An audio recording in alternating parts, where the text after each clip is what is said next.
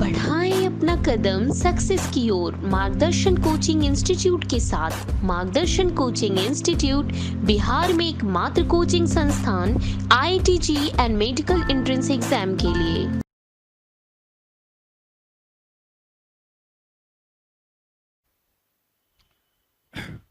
आज हम लोग बच्चों फर्स्ट ऑर्डर रिएक्शन को देखने जा रहे हैं।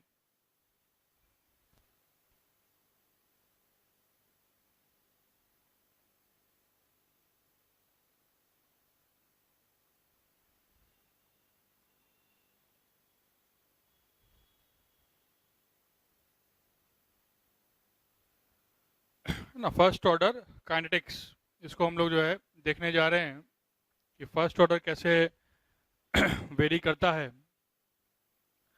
जीरो ऑर्डर में graphs, question, variations of questions मैं तुम लोग को दिखाया था। अब फर्स्ट ऑर्डर में भी तुम लोग को इस चीज़ को पॉइंट आउट करना है। तो जैसा कि नेम सजेस्ट फर्स्ट ऑर्डर है, तो अगर मैं इसमें इंटीग्रेटेड रेट लॉ इक्वेशंस की बात करूं,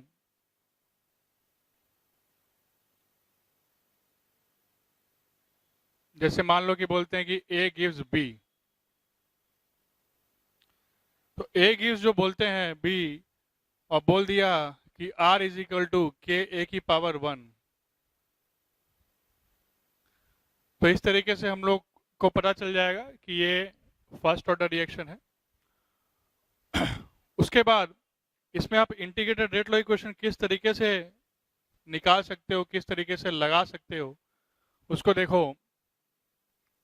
T इज इक्वल टू 0 पे अगर मैं मान लूं कि ये A है, ये 0 है, T is equal to T पे A में से X गया, यहाँ पे X प्रोड्यूस हो गया। हम जब रेट लॉ डेरिवेशन की बात करते हैं बेटा, तो अपने बेसिक जो डेफिनेशन था, बेसिक जो डिराइव जहाँ से हम लोग करते थे वहीं पे जाएंगे दोबारा। तो मैं लिख सकता हूँ कि R it is equal to minus DA by DT। तो ध्यान रखना, ये जो A है ये मेरा A0 है, और ये क्या है, ये AT है।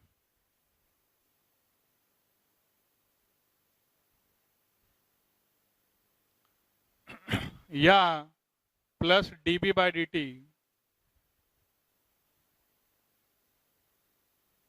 It is equal to KA, it is equal to KA है।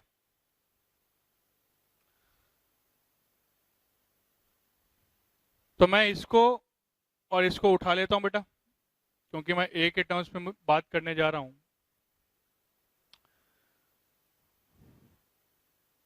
तो दोनों को अगर मैं उठाऊंगा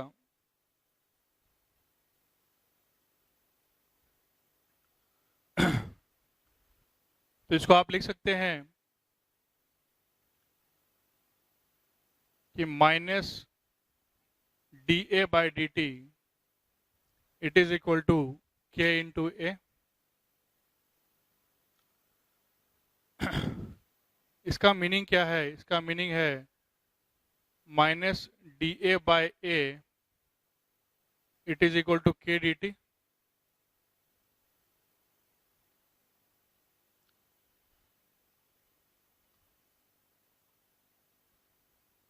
जीरो से लेके T लगा दो लिमिट यहाँ पे इंटीग्रेशन का, और यहाँ लगा दो A0 से लेके AT।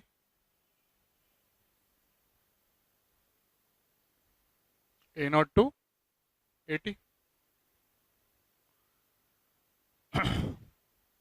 अब यहाँ पे तुम्हें थोड़ा एक मैथ्स का जनरल फॉर्मूला इंटीग्रेशन का जो है, जो कि तुमने मैथमेटिकल टूल्स में भी पढ़ा होगा, और प्लस कभी कभी फिजिक्स में भी आता रहता है, तो देखा होगा। और जो मैथ वाले स्टूडेंट है उनको तो खैर पता ही होना चाहिए।